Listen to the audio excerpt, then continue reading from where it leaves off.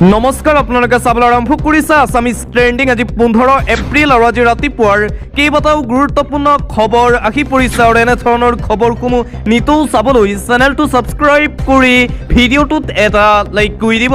যিবোৰ ৰাতিপুৱাৰ প্ৰথমটো ব্ৰেকিং নিউজ। প্ৰধানমন্ত্ৰী নৰেন্দ্ৰ মোদীৰ বিৰুদ্ধে ভয়ংকৰ অভিযোগ উত্থাপন কৰিছে কংগ্ৰেছৰ যুৱৰাজ ৰাহুল গান্ধীয়ে। আমেৰিকাৰ হাতত ভাৰতীয় লোকৰ তথ্য বিক্ৰী কৰিলে প্ৰধানমন্ত্ৰী নৰেন্দ্ৰ মোদীয়ে। পশ্চিমবংগৰ মালদাত অনুষ্ঠিত কংগ্ৰেছৰ নিৰ্বাচনী সভাত প্ৰধানমন্ত্ৰী নৰেন্দ্ৰ মোদীক খুৰটাৰ সমালোচনা কংগ্ৰেছৰ যুৱৰাজ ৰাহুল গান্ধীৰ। ভাৰতীয় লোকৰ তথ্য বিক্ৰী কৰিছে প্ৰধানমন্ত্ৰী নৰেন্দ্ৰ মোদীয়ে। এই মহা অভিযোগ উত্থাপন কৰি পুনৰবাৰ সমগ্ৰ ভাৰতৰ ৰাজনীতিত চৰ্চালৈ আহি পৰিছে কংগ্ৰেছৰ যুৱৰাজ তথা বিৰোধী দলপতি ৰাহুল গান্ধী। লগতে প্ৰধানমন্ত্ৰী নৰেন্দ্ৰ মোদীক উদ্দেশ্যি ৰাহুল গান্ধীৰ মন্তব্য, মোদীয়ে মোৰ চকুলৈ চাব নোৱাৰে, মোদীয়ে এতিয়া মুখ দেখিলে ভয় খায়। এইদৰে প্ৰধানমন্ত্ৰী নৰেন্দ্ৰ মোদী বিজেপি চৰকাৰৰ বিৰুদ্ধে পশ্চিমবংগত নিৰ্বাচনী প্ৰচাৰ সভাত অংশগ্ৰহণ কৰি আক্ৰমণাত্মক ৰূপ ধাৰণ কৰে কংগ্ৰেছৰ যুৱৰাজ তথা বিৰোধী দলপতি ৰাহুল গান্ধীয়ে। আন এটা গুৰুত্বপূৰ্ণ খবৰ, বিজেপিয়ে যিমান পাৰে সিমান গ্ৰেপ্তাৰ কৰে কৰক। আমি প্ৰত্যাহ্বান জনাইছোঁ, যিমান পাৰে সিমান গ্ৰেপ্তাৰ কৰক, আমাৰ প্ৰত্যাহ্বান গ্ৰহণ কৰক। বংগ পুনৰ তৃণমূল কংগ্ৰেছে দখল কৰিব। আপোনালোকে আমাক ধমকি দিলে আমি থমকি নৰওঁ।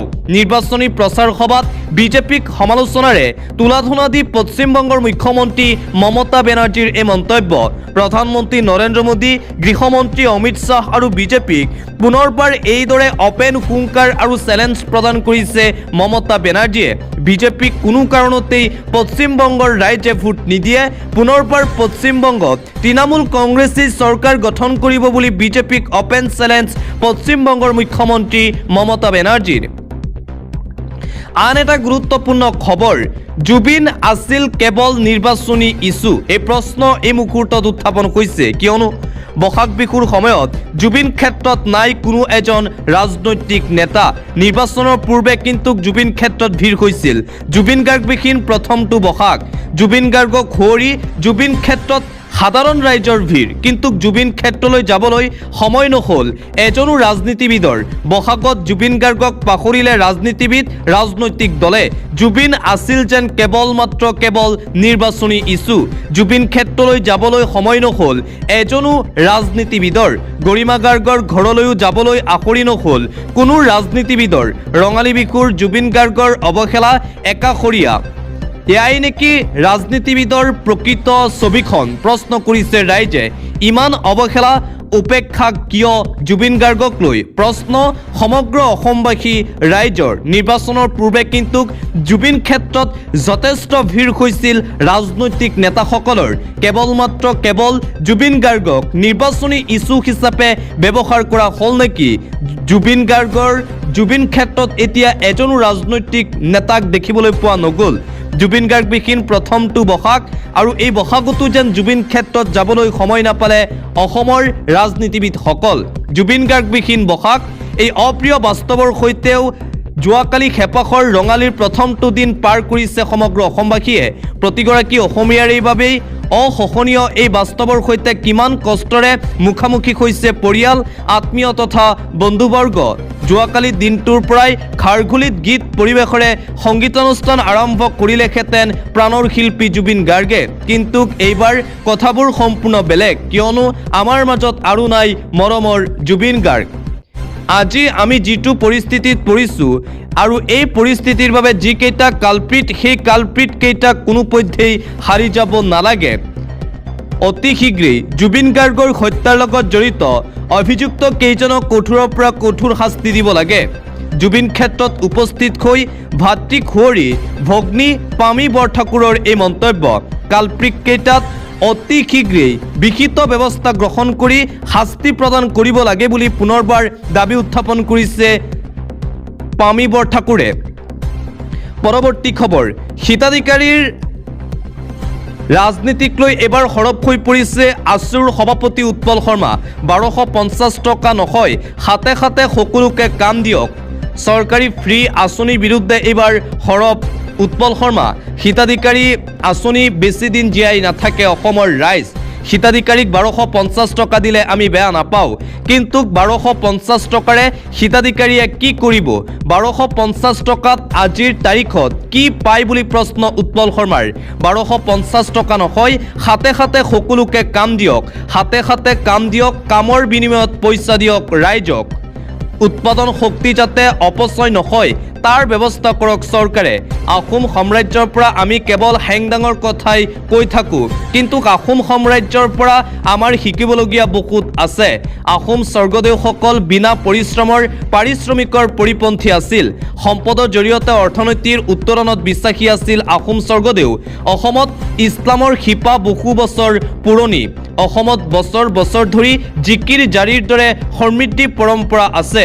কাতি বিহুত তুলসীৰ তালত গাবলৈ ল'ৰা ছোৱালী পোৱা নাযায়। আমি সাংস্কৃতিকভাৱে আত্মসমৰ্পণ কৰিছোঁ, সেইবাবে আমি এইবোৰ পৰিত্যাগ কৰিব লাগে। নহ'লে অসমীয়া জীয়ৰীৰ গাত হাত দিবলৈ এতিয়া কুণ্ঠাবোধ নকৰে বহিৰাগতই। অসমীয়া মানুহৰ সংযম আৰু অধিক শক্তিশালী হ'ব লাগে।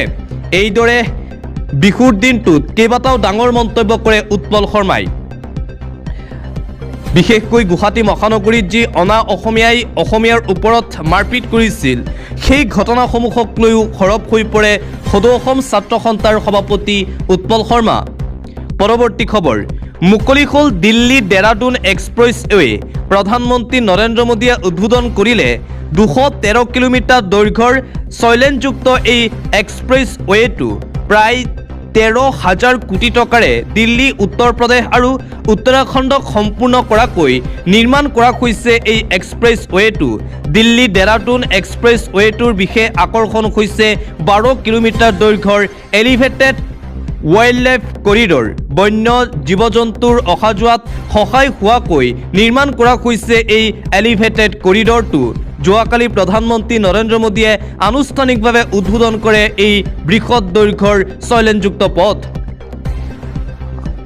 আন এটা গুৰুত্বপূৰ্ণ খবৰ, মাদ্ৰাছাৰ ছাত্ৰ সম্ৰাট চৌধুৰী হ'লগৈ বিহাৰৰ নতুন মুখ্যমন্ত্ৰী। আজি বিহাৰৰ নতুন মুখ্যমন্ত্ৰী হিচাপে শপত সম্ৰাট চৌধুৰী। ইতিমধ্যেই যোৱাকালি নীতিশ কুমাৰে আনুষ্ঠানিকভাৱে বিহাৰৰ পৰা মুখ্যমন্ত্ৰী পদৰ পৰা পদত্যাগ কৰিছে। আৰু নীতিশ কুমাৰে মুখ্যমন্ত্ৰী পদৰ পৰা পদত্যাগ কৰাৰ পিছতেই সম্ৰাট চৌধুৰী এতিয়া বিহাৰৰ নতুন মুখ্যমন্ত্ৰী। বিহাৰৰ ৰাজনীতিত এতিয়া ব্যাপক পথ পৰিৱৰ্তন দেখিবলৈ পোৱা গৈছে। যোৱাকালি ৰাজ্যপালৰ হাতত পদত্যাগ পত্ৰ প্ৰেৰণ কৰে নীতিশ কুমাৰে। মাদ্ৰাছাৰ ছাত্ৰ সম্ৰাট চৌধুৰী মুখ্যমন্ত্ৰী হ'ল। সম্ৰাট চৌধুৰী হ'লগৈ বিহাৰৰ নতুন মুখ্যমন্ত্ৰী। নীতিশ কুমাৰৰ উত্তৰাধিকাৰীৰ ৰূপত সম্ৰাট চৌধুৰী। দেহজুৰি চৰ্চা, লখনপুৰৰ উৰ্দু মাধ্যমিক বিদ্যালয়ৰ ছাত্ৰ আছিল সম্ৰাট চৌধুৰী। সম্ৰাট চৌধুৰী পঢ়ি থকাৰ সময়ত বিদ্যালয়খন আছিল মাদ্ৰাছা। মাদ্ৰাছাত উৰ্দু শিকিছিল সম্ৰাট চৌধুৰীয়ে। কোনো ব্যক্তিকে হিন্দু মুছলিম দৃষ্টিৰে নাচাই সম্ৰাট চৌধুৰীয়ে। জনতাৰ সেৱাই মূল মন্ত্ৰ বিহাৰৰ নতুন মুখ্যমন্ত্ৰী সম্ৰাট চৌধুৰী। আজি মুখ্যমন্ত্ৰী হিচাপে শপত সম্ৰাট চৌধুৰীৰ। পুৱা 11 বজাত শপত সম্ৰাট চৌধুৰীৰ। প্ৰথমবাৰলৈ বিহাৰত বিজেপিৰ নেতা মুখ্যমন্ত্ৰীৰ আসনত বহিল। ইতিহাসত প্ৰথমবাৰলৈ বিজেপিয়ে বিহাৰৰ নেতৃত্ব ল'ব। সম্ৰাট চৌধুৰীক সমগ্ৰ দেশবাসীয়ে এতিয়া জনাইছে শুভেচ্ছা। আৰু সম্ৰাট চৌধুৰী এতিয়া বিহাৰৰ নতুন মুখ্যমন্ত্ৰী। বিহাৰৰ নতুন মুখ্যমন্ত্ৰী সম্ৰাট চৌধুৰীক ঘোষণা কৰাৰ পিছতেই প্ৰতিক্ৰিয়া প্ৰকাশ কৰিছে বিৰোধী দলপতি তেজস্বী যাদৱে। বিজেপিয়ে নীতিশজীক খতম কৰি দিলে। ৰাজ্যসভাৰ সাংসদ নিৰ্বাচিত হোৱাত বিহাৰৰ মুখ্যমন্ত্ৰীৰ পদ ত্যাগ কৰাৰ পাছতেই নীতিশ কুমাৰক সমালোচনা বিৰোধী দলপতি তেজস্বী যাদৱৰ। ভাৰতীয় জনতা পাৰ্টীয়ে ৰণকৌশল প্ৰস্তুত কৰি নীতিশজীক সম্পূৰ্ণৰূপে শেষ কৰি দিলে। এইদৰে নীতিশ কুমাৰৰ মুখ্যমন্ত্ৰী পদৰ পৰা পদত্যাগ সন্দৰ্ভত মন্তব্য প্ৰকাশ কৰে তেজস্বী যাদৱে। অন্য এটা খবৰ, আমি প্ৰতিমাহে মহিলা আৰু নিবনুৱা যুৱক যুৱতীসকলৰ একাউণ্টত 3,000 টকা জমা কৰিম। কাইলৈ বাংলা নৱবৰ্ষৰ প্ৰথম দিন। কাইলৈৰ পৰা বিজেপি কৰ্মীসকলে মহিলা আৰু যুৱক যুৱতীসকলৰ ওচৰলৈ গৈ প্ৰপত্ৰ পূৰণ কৰিব। প্ৰধানমন্ত্ৰী নৰেন্দ্ৰ মোদীয়ে কৃষকক 6,000 টকা দিছে। আমি আৰু 3,000 টকা যোগ কৰিম আৰু প্ৰতিজন কৃষকলৈ বছৰি 9,000 টকা প্ৰেৰণ কৰিম। পশ্চিমবংগৰ মালদাত নিৰ্বাচনী প্ৰচাৰ সভাত অংশগ্ৰহণ কৰি কেন্দ্ৰীয় গৃহমন্ত্ৰী অমিত শ্বাহে এই বৃহৎ প্ৰতিশ্ৰুতি প্ৰদান কৰিছে। যিকোনো প্ৰকাৰে মুঠতে পশ্চিমবংগ দখল কৰাৰ আপ্ৰাণ চেষ্টা অব্যাহত ৰাখিছে ভাৰতীয় জনতা পাৰ্টীয়ে। ইটোৰ পিছত সিটো ডাঙৰ প্ৰতিশ্ৰুতি এতিয়া প্ৰধানমন্ত্ৰী নৰেন্দ্ৰ মোদী আৰু গৃহমন্ত্ৰী অমিত শ্বাহৰ। পৰৱৰ্তী খবৰ, বসন্ত বহাগ ৰঙালীৰ ৰং বিহুতলী কুলিৰ মাত, এই সকলোবোৰ যেন জুবিন দা অবিহনে আধৰুৱা। সেই কণ্ঠ অবিহনে প্ৰতিগৰাকী অসমীয়াৰ মন যেন আজি উকা উকা। প্ৰদেশ কংগ্ৰেছৰ সভাপতি গৌৰৱ গগৈয়ে সামাজিক মাধ্যমত এইদৰে পোষ্টত সোঁৱৰিছে মৰমৰ জুবিন গাৰ্গক। জুবিন গাৰ্গ অবিহনে যেন বিহু আমাৰ বাবে নহয়েই। বহাগ বিহু চলি আছে আৰু এইবাৰৰ বহাগত জুবিন দা নাই। জুবিন দা নথকাৰ অনুভৱ হয়তো কৰিছে গৌৰৱ গগৈয়ে। সেয়েহে সামাজিক মাধ্যমত এইদৰে জুবিন গাৰ্গ সন্দৰ্ভত লিখিছে প্ৰদেশ কংগ্ৰেছৰ সভাপতি গৌৰৱ গগৈয়ে। আন এটা গুৰুত্বপূৰ্ণ খবৰ, বৃদ্ধি হ'ব দেশত লোকসভাৰ আসনৰ সংখ্যা 543খনৰ পৰা বৃদ্ধি পাব 850খনলৈ। 33% আসন সংৰক্ষণ হ'ব মহিলাৰ বাবে। মহিলা সবলীকৰণৰ ক্ষেত্ৰত এক ঐতিহাসিক ক্ষণৰ দিশে সমগ্ৰ ভাৰতবৰ্ষ। অতি শীঘ্ৰেই আহি আছে এই নতুন আইন। বৃদ্ধি হ'ব দেশত লোকসভাৰ আসনৰ সংখ্যা 543খনৰ পৰা বৃদ্ধি পাব 850খনলৈ। অন্য এটা খবৰ, কৰ্মচাৰী শ্ৰমিকৰ প্ৰতিবাদে কঁপাইছে যোগীৰ ৰাজ্য। শ্ৰমিক বঞ্চিত উচিত মূল্য ব্যৰ্থতা লুকুৱাবলৈ ষড়যন্ত্ৰৰ যোগী আদিত্যনাথৰ। উত্তৰ প্ৰদেশত এতিয়া ক্ৰমান্বয়ে শ্ৰমিকৰ প্ৰতিবাদে লৈছে ভয়ংকৰ ৰূপ। কেইবাটাও প্ৰান্তত শ্ৰমিকৰ এই প্ৰতিবাদী কাৰ্যসূচীত হিংসাত্মক ঘটনাও সংঘটিত হৈছে বুলি জানিব পৰা গৈছে। মুঠতে সম্পূৰ্ণৰূপে এতিয়া বিফল হৈ পৰিছে যোগী আদিত্যনাথ। যোগী আদিত্যনাথ চৰকাৰৰ বিৰুদ্ধে ৰাজপথত এতিয়া শ্ৰমিকসকল আৰু কৰিছে প্ৰতিবাদ। উচিত মূল্যৰ বেতন নোপোৱাত এই প্ৰতিবাদী কাৰ্যসূচী গ্ৰহণ কৰিছে শ্ৰমিকসকলে। সঠিক মূল্য দিয়াৰ দাবী উত্থাপন কৰিছে শ্ৰমিকসকলে। বছৰত শ্ৰমিকজনৰ দৰমহা বৃদ্ধি হৈছিল মাত্ৰ 39 টকা আৰু দৰমহা বৃদ্ধিৰ বাবেও কৰিছে প্ৰতিবাদ শ্ৰমিকসকলে। বিধানসভা নিৰ্বাচনৰ ৰিজাল্টক লৈ মাজত মাত্ৰ আৰু 19 দিন বাকী আছে। 19 দিন বাকী থকাৰ পূৰ্বে এতিয়াও চলিছে গণনা। বিহুৰ আনন্দৰ মাজতেই আৰম্ভ হৈছে কাউণ্টডাউন। কোন বহিব দিছপুৰৰ মছনদত, ইয়াকে লৈ এতিয়া চলিছে আলোচনা। দিছপুৰৰ দখলৰ যুঁজত এতিয়া মাত্ৰ 19 দিনহে বাকী আছে। 4 মে তাৰিখে হ'ব অসম বিধানসভা নিৰ্বাচনৰ ভোট গণনা। 4 মে তাৰিখে ঘোষণা কৰা হ'ব ৰিজাল্ট। প্ৰতিটো দিন এতিয়া উৎকণ্ঠাত শাসক বিৰোধী সকলো আৰু সমগ্ৰ অসমবাসী এতিয়া অপেক্ষা কৰি আছে 4 মে তাৰিখটোলৈ, কিয়নো এই 4 মে তাৰিখে ঘোষণা কৰা হ'ব 2026 বৰ্ষৰ অসম বিধানসভা নিৰ্বাচনৰ ৰিজাল্ট। পৰৱৰ্তী সময়ত কোন হ'ব অসমৰ মুখ্যমন্ত্ৰী, পৰৱৰ্তী সময়ত কোনে অসমত চৰকাৰ গঠন কৰিব, কংগ্ৰেছ নে বিজেপি, সেয়া স্পষ্ট হ'ব অহা 4 মে তাৰিখে। সকলো এতিয়া উৎকণ্ঠাত আছে। আন্তঃৰাষ্ট্ৰীয় পৰ্যায়ৰ এটা গুৰুত্বপূৰ্ণ খবৰ, প্ৰধানমন্ত্ৰী নৰেন্দ্ৰ মোদীলৈ ডনাল্ড ট্ৰাম্পৰ ফোন। মুকলি হৈ থাকিব ষ্ট্ৰেইট অফ হৰমুজ, কোনো শক্তিয়েই বন্ধ কৰিব নোৱাৰে। প্ৰধানমন্ত্ৰী নৰেন্দ্ৰ মোদীলৈ এইবাৰ আমেৰিকা যুক্তৰাষ্ট্ৰৰ ৰাষ্ট্ৰপতি ডনাল্ড ট্ৰাম্পৰ ফোন। মুকলি হৈ থাকিব ষ্টেট অফ হৰমুজ।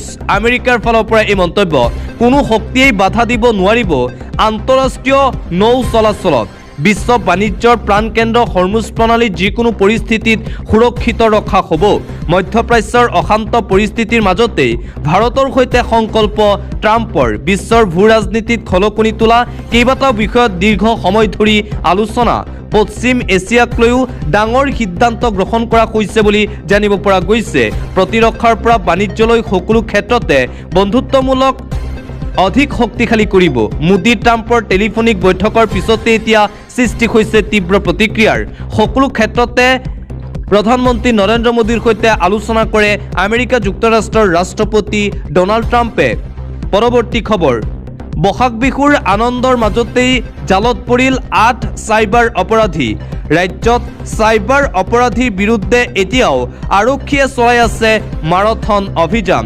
বহাগ বিহুৰ আনন্দৰ মাজতেই জালত পৰিল 8 চাইবাৰ অপৰাধীৰ বিৰুদ্ধে একশ্যন মুডত বৰপেটা আৰক্ষীৰ জালত পুনৰ 8টাকৈ চাইবাৰ অপৰাধীৰ বিৰুদ্ধে বৰপেটা আৰক্ষীৰ অভিযান ফুল একশ্যন মুডত এতিয়া বৰপেটা আৰক্ষী বৰপেটা ৰোডৰ আজাদ নগৰৰ আটক 8 চাইবাৰ অপৰাধী সমীৰণ বৈশ্যৰ নেতৃত্বত চলিছিল এই অভিযান বৰপেটা ৰোডৰ আজাদ নগৰৰ পৰা চলিছিল অপৰাধজনিত কাম কাজ 7 চাইবাৰ অপৰাধীৰ পৰিচয় এতিয়ালৈকে জানিব পৰা হোৱা নাই এজনৰ নাম শাকিল হুছেইন বুলি জানিব পৰা গৈছে আৰু ৰাজ্যত বহাগ বিহুৰ আনন্দৰ মাজতেই ধৰা পৰিল 8 চাইবাৰ অপৰাধী পৰৱৰ্তী খবৰ যোৱাকালি আছিল গৰু বিহু গৰু কঢ়িওৱা বাহনৰ পৰা ধন দাবীত গ্ৰেপ্তাৰ জ্যোতিষ ডেকা পলকেশ ডেকা ৰাজু বৰ্মন মিণ্টু ডেকা বিহুৰ চলি থকাৰ সময়তে এই ঘটনা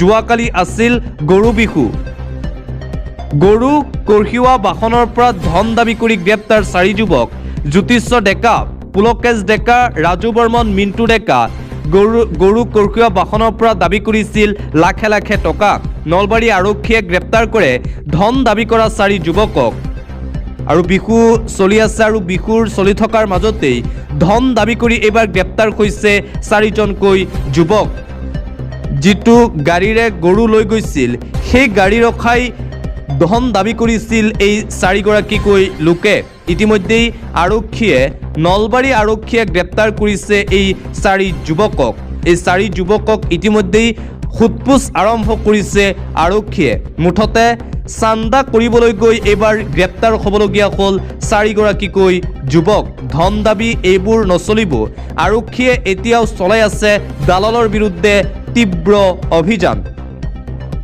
আন এটা গুৰুত্বপূৰ্ণ খবৰ যোৱাকালি গৰু বিহুৰ দিনাই ৰাজ্য কঁপাই যোৱা এক শোকাবহ ঘটনা পুত্ৰৰ মৃতদেহ সন্মুখত ৰাখি পিতৃৰ চিৎকাৰ গৰু বিহুৰ দিনাই যোৱাকালি ৰাজ্য কঁপাই যোৱা শোকাবহ ঘটনা ওৰাং ৰাষ্ট্ৰীয় উদ্যানত অঘটন সংঘটিত হয় যোৱাকালি গা ধুবলৈ গৈ মৃত্যু বনকৰ্মী অজয় কুৰ্মীৰ সতীৰ্থ মকবুল আলীৰ সৈতে গা ধুবলৈ গৈছিল অজয় কুৰ্মী পানীত ডুব দি পাৰলৈ উঠি অহা নাছিল অজয় কুৰ্মী SDRF বাহিনীৰ সহযোগত ঘণ্টাজোৰা চলোৱা হয় অভিযানৰ অন্তত উদ্ধাৰ কৰা হয় অজয় কুৰ্মীৰ মৃতদেহ গৰু বিহুৰ দিনাই যোৱাকালি সমগ্ৰ অসম সমগ্ৰ ৰাজ্য কঁপাই যোৱা এই শোকাবহ ঘটনাটো সংঘটিত হয় ওৰাং ৰাষ্ট্ৰীয় উদ্যানত আন এটা গুৰুত্বপূৰ্ণ খবৰ যথেমথে মছজিদ মাদ্ৰাছা চিল কৰিব নোৱাৰিব মছজিদ মাদ্ৰাছা চিলক লৈ কঠোৰ ন্যায়ালয় সংখ্যালঘুৰ ধৰ্মীয় স্থল মন গ'লেই চিল কৰাটো গ্ৰহণযোগ্য নহয় চৰকাৰ মছজিদ বিৰোধী একশ্যনক লৈ ক্ষুণ্ণ হৈ পৰিছে ন্যায়ালয় জাননী অবিহনেই মছজিদ চিল কৰিবলৈ ক'ত পালে অধিকাৰ মুছলমান পক্ষৰ আবেদনলৈ সঁহাৰি উচ্চ ন্যায়ালয়ৰ জাননী অবিহনে মছজিদ চিল কৰাটো বেআইনী বুলি আখ্যা দিয়া হৈছে একশ্যন লোৱাৰ পূৰ্বে বিপৰীত পক্ষকো দিব লাগে উপযুক্ত সময় কোনো ধৰ্মীয় স্থান মন গ'লেই চিল কৰাটো সম্পূৰ্ণ বেআইনী এলাহাবাদ ন্যায়ালয়ৰ এই সকিয়নি যোগী আদিত্যনাথ চৰকাৰলৈ কিয় যথেমথে মছজিদ চিল কৰিছে দিব লাগিব উত্তৰ আৰু মছজিদ মাদ্ৰাছা চিল কৰাক লৈ সৰব হৈ পৰিছে ন্যায়ালয় এহছান আলী নামৰ লোকজনে ন্যায়ালয়ত দাখিল কৰিছিল আবেদন ন্যায়াধীশ অতুল শ্ৰীধৰণ আৰু সিদ্ধাৰ্থ নন্দনৰ এই বিশেষ ৰায় জাননী অবিহনে মছজিদ মাদ্ৰাছা চিল কৰাটো বেআইনী বুলি আখ্যা একশ্যন লোৱাৰ পূৰ্বে বিপৰীত পক্ষকো দিব লাগিব উপযুক্ত সময় মুঠতে মাদ্ৰাছা মছজিদ চিল কৰা বিষয়টোক লৈ এইদৰে সৰব হৈ পৰিছে এইবাৰ উচ্চ ন্যায়ালয় অন্য এটা খবৰ সৌদি আৰব UAE কাটাৰ বাহৰেইন কুৱেইটৰ পৰা যুদ্ধকালীন লোকচানৰ ক্ষতিপূৰণৰ দাবী ইৰাণৰ ৰাষ্ট্ৰসংঘত ইৰাণৰ ৰাষ্ট্ৰদূত আমিৰ ছাইদ ইৰভানীয়ে ৰাষ্ট্ৰসংঘৰ সচিব প্ৰধান এণ্টনিঅ গুটেৰেছলৈ এক পত্ৰ প্ৰেৰণ কৰি উল্লেখ কৰে যে এই 5খন দেশে আন্তঃৰাষ্ট্ৰীয় আইন উলংঘা কৰিছিল আৰু এতিয়া ইৰাণৰ হোৱা লোকচানৰ সম্পূৰ্ণ ক্ষতিপূৰণ দিব লাগিব এবাৰ ইৰাণৰ ফালৰ পৰা এই ডাঙৰ দাবী উত্থাপন কৰা হৈছে মুঠতে মধ্যপ্ৰাচ্যৰ যুদ্ধ এতিয়াও চলি আছে ক্ৰমান্বয়ে দিনে দিনে মধ্যপ্ৰাচ্যৰ যুদ্ধই আৰু অধিক ভয়ংকৰ ৰূপ ল'বলৈ ধৰিছে বতৰক লৈ এটা গুৰুত্বপূৰ্ণ খবৰ ৰাজ্যত হ'ব প্ৰচণ্ড বৰষুণ ধুমুহা ৰাজ্যৰ 24খন জিলাত য়েল্লো এলাৰ্ট জাৰি কৰা হৈছে আঞ্চলিক বতৰ বিজ্ঞান কেন্দ্ৰৰ ফালৰ পৰা। বতৰ বিজ্ঞান কেন্দ্ৰৰ ফালৰ পৰা এই এলাৰ্ট দিয়া হৈছে। বতৰক লৈ এটা ব্ৰেকিং নিউজ, ৰাজ্যত হ'ব ধুমুহা বৰষুণ, প্ৰচণ্ড ধুমুহা বৰষুণ, শিলাবৃষ্টি হ'ব ৰাজ্যৰ বিভিন্ন প্ৰান্তত। ৰঙালী বিহুৰ আনন্দ স্প্লান কৰিব। 24খনকৈ জিলাত য়েল্লো এলাৰ্ট জাৰি কৰা হৈছে। আজিৰে পৰা 17 এপ্ৰিল তাৰিখলৈকে এলাৰ্ট জাৰি। সাৱধান, সতৰ্ক হৈ থাকক সমগ্ৰ ৰাজ্যবাসী। ক'ত ক'ত জাৰি কৰা হৈছে য়েল্লো এলাৰ্ট জানি লওক। দক্ষিণ শালমাৰা, মানকাছাৰ, ধুবুৰী, গোৱালপাৰাত য়েল্লো এলাৰ্ট, বঙাইগাঁও, বৰপেটা, নলবাৰীত yellow alert, Kamrup metro', Kamrup, Darrang, পশ্চিম কাৰ্বি আংলঙত এলাৰ্ট, কৰিমগঞ্জ, হাইলাকান্দি, কাছাৰ, ডিমা হাছাও এলাৰ্ট, কাৰ্বি আংলং, হোজাই, গোলাঘাট, যোৰহাটত য়েল্লো এলাৰ্ট, মাজুলী, শিৱসাগৰ, চৰাইদেউ, ডিব্ৰুগড়ত য়েল্লো এলাৰ্ট, ধেমাজি, তিনিচুকীয়া জিলাতো য়েল্লো এলাৰ্ট জাৰি কৰা হৈছে।